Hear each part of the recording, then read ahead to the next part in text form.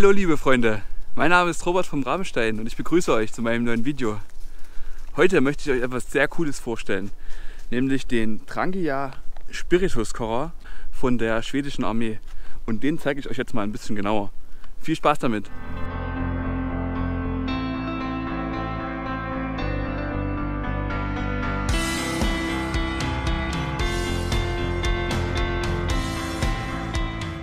Der Trangia Spirituskocher wird von der schwedischen Armee eingesetzt und den gibt es heutzutage auch ganz normal fürs Trekking zu kaufen.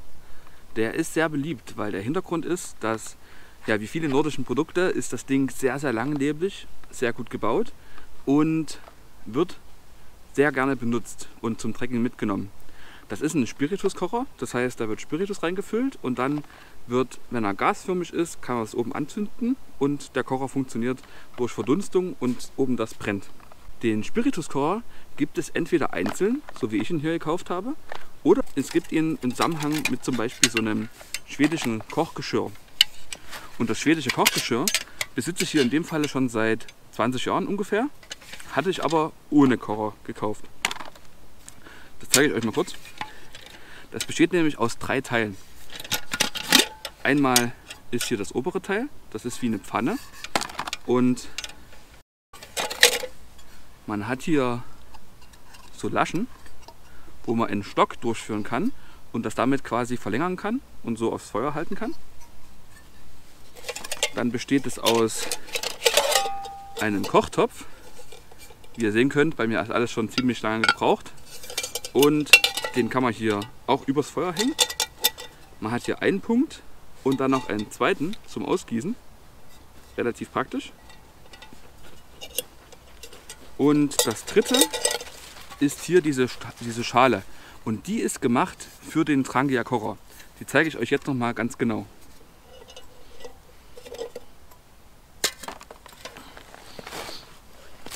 Ja, diese Kocherschale hier ist direkt für den Trangia gemacht und sie ist ein Windschutz. Wie gesagt, praktisch ist, man kann das alles ineinander stecken. So ist es auch gedacht. Und wenn man jetzt hier innen diese beiden Metallbügel nach oben biegt, also nach außen, dann seht ihr, es entsteht hier innen eine Fläche und auf die kann ich jetzt zum Beispiel die Pfanne einfach abstellen. Und unten drinne würde dann der Kocher sitzen, oben drauf die Pfanne und sie kann nicht runterfallen. Das heißt, bei Wind oder sowas, das Ganze ist relativ stabil und es hält fest. Ziemlich praktisch. Alles klar, da würde ich sagen, schauen wir uns jetzt mal den Kocher selbst an. Ja, der Kocher ist in meinem Falle hier in einer schönen Pappschachtel. Und so sieht er aus. Das heißt, der Trangia, wenn er ihn bekommt, der wird immer so aussehen, der besteht aus 3 Teilen. Und zwar Nummer 1 ist hier oben eine Fläche, die ist gedacht, um dann später die Flamme gut zu schließen. Dann ist der Kocher selbst hier verschlossen mit einem Strauchverschluss. Und Hintergrund ist, ich fülle hier dann das Spiritus hinein. Hier außen verdampft es dann und ich kann es anbrennen. Und zum Mitnehmen kann ich theoretisch, auch wenn noch ein bisschen Füllung drin ist, kann ich das hier wieder schließen. Und das Ganze soll luftdicht verschlossen sein. Es gibt da verschiedene Meinungen.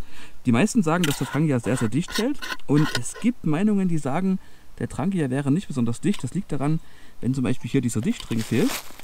Oder auch, es gibt ein nachgemachtes Produkt aus China. Und ja, wenn ihr so einen habt, dann kann es natürlich sein, dass der nicht gut funktioniert. Achtet darauf, den originalen Trangia von der schwedischen Armee zu kaufen. Dann habt ihr das Problem nicht. Ja, aus diesen 3 Teilen besteht er. Da würde ich sagen, befüllen wir ihn jetzt mal und dann auf in den Einsatz. Bin gespannt. Okay, für die Befüllung nimmt man hier diesen Deckel ab, den inneren Deckel auch. Und das Ding ist jetzt, Spiritus, wenn er sehr kalt ist, fängt nicht an gasförmig zu werden. Es muss also etwas warm sein. Es lohnt sich also, diesen Kocher in der Tasche zu benutzen. Ich habe ihn jetzt auch ein bisschen in der Hand gehabt, damit er warm wird. Ansonsten funktioniert die Verdunstung nicht und den Trangia kann man halt nicht anzünden.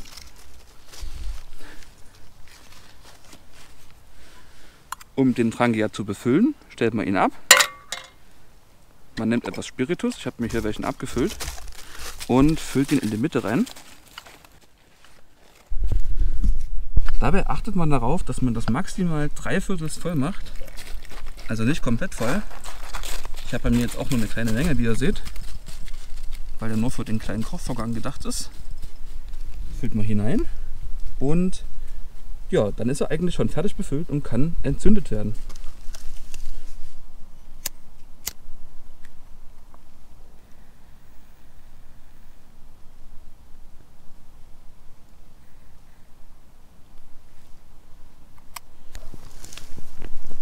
Wenn der Trangia entzündet ist, die Flamme sieht man ziemlich schwer. Ich bin mir nicht sicher, ob man es auf der Kamera jetzt sieht. Ich habe ihn jetzt ein bisschen erwärmt noch und etwas schräg gehalten und dann hat er sich entzündet. Ja, und wenn er jetzt entzündet ist, könnt ihr ihn dahin rücken, wo ihr ihn haben wollt. Und dann stellt ihr den Windschutz einfach drauf. Und jetzt könnt ihr schon sehen, die Flamme ist sehr ruhig hier in der Mitte. Und jetzt kann man hier die Pfanne einfach oben drauf legen.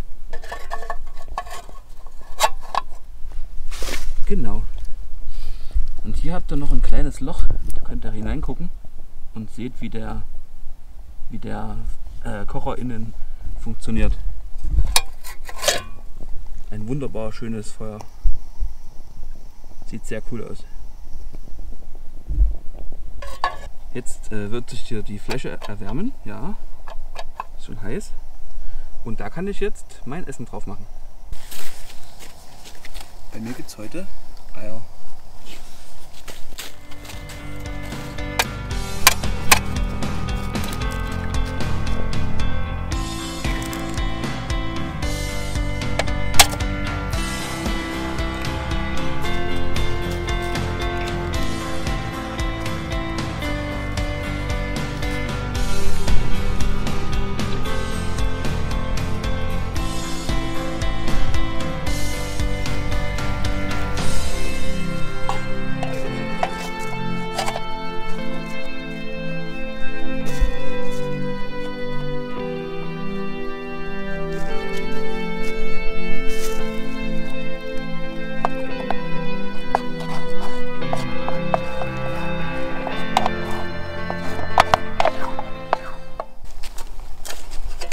Ja, wichtig zu sagen ist noch, wie ihr sehen könnt, ganz am Anfang ist es ja blau und nach einer Weile dann hat er eine richtige Flamme und dann ist er wirklich perfekt. Also jetzt macht er hier richtig Power. Die Pfanne wird heiß und ihr könnt sehen, da wird auch mein Ei gut.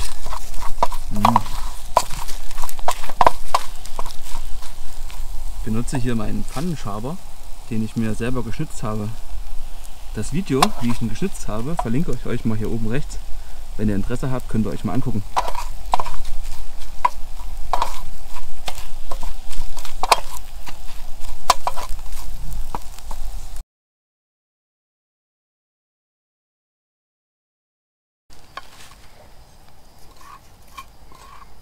Also die Hitzeentwicklung von dem Trangia ist echt spitze. Ich habe jetzt nach ungefähr 2 Minuten mein Ei runternehmen können. Das ist absolut fertig. Und jetzt kann ich es mir schmecken lassen. Na dann, guten Appetit, liebe Leute.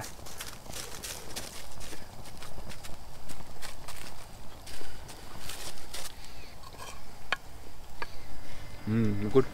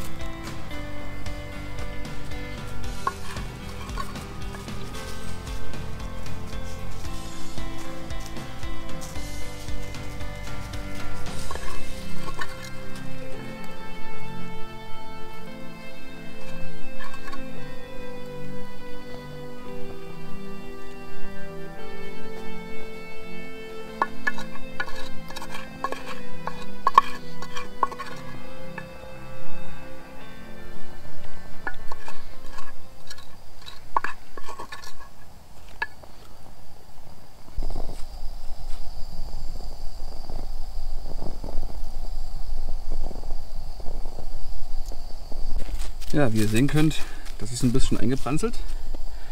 Das schwedische Kochgeschirr gibt es in einer Stahlvariante und in einer Aluminiumvariante. Ich habe hier Aluminium und das brandelt ganz schön ein. Das heißt, das muss man dann wirklich zu Hause richtig schrubben. Unterwegs kriegt man das kaum mehr sauber.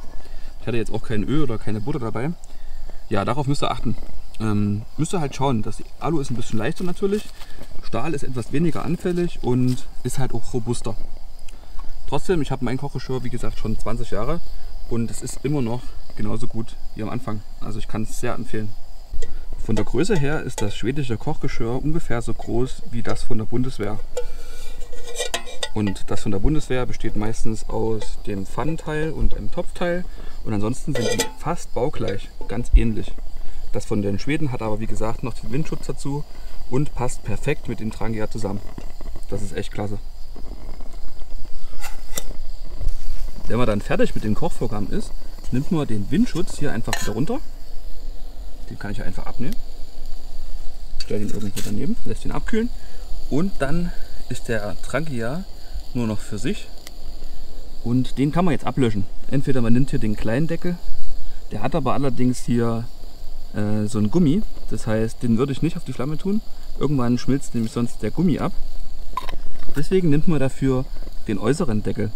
Man nimmt den Deckel einfach und packt ihn oben drauf. Und damit seht ihr, der Kocher ist gelöscht. So schnell kann es gehen.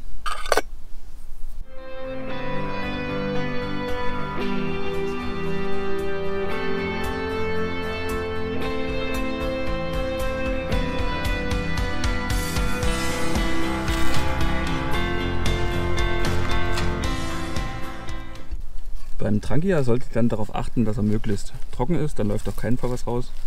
Ansonsten geht es wie gesagt auch mit einer kleinen Füllmenge und wenn ihr den dann draußen habt, dann schraubt ihr ihn einfach wieder zu mit dem Deckel.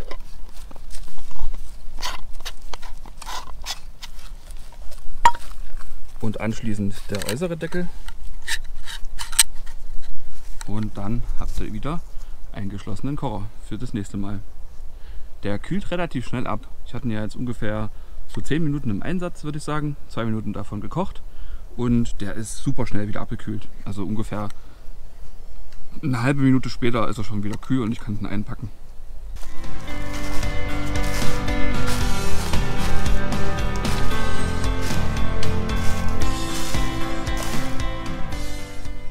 Ja, liebe Freunde, soweit von mir und vom Trangia-Kocher der schwedischen Armee. Ich hoffe, euch hat es gefallen. Mir hat das sehr gut gefallen. Ich habe ihn heute zum ersten Mal verwendet. Ich wusste schon ein bisschen was drüber, aber ansonsten war er mir neu und ich habe alles beim ersten Mal hinbekommen. Wie ihr gesehen habt, heute war Schnee und trotzdem hat das gut funktioniert. Also er funktioniert auch bei Kälte, wenn man weiß, dass man ihn ein bisschen so anwärmen muss. Am besten also in der Hose transportieren und dann habt ihr viel Spaß mit dem Trangia. Zum Kochen war er auf jeden Fall spitze. Also für unterwegs werde ich ihn, glaube ich, jetzt öfters mitnehmen, wenn ich halt eben kein Holzfeuer machen möchte. Und ja, ich denke, dafür könnt ihr ihn auch verwenden. Wenn ihr euch noch für weitere Ausrüstungstests oder sowas interessiert, ich mache viele solche Videos, schaut gerne mal bei meinen Videos vorbei. Und ja, wenn es euch gefallen hat, abonniert mich doch gerne, das hilft mir. Damit wächst mein Kanal. Gebt auch gerne dem Video ein Gefällt mir oder schreibt einen Kommentar. Ich beantworte alle und ja, ansonsten bleibt mir nur noch, euch einen schönen Tag zu wünschen. Und ja, bis zum nächsten Video. Begleitet mich gerne weiter. Euer Robert vom Rabenstein.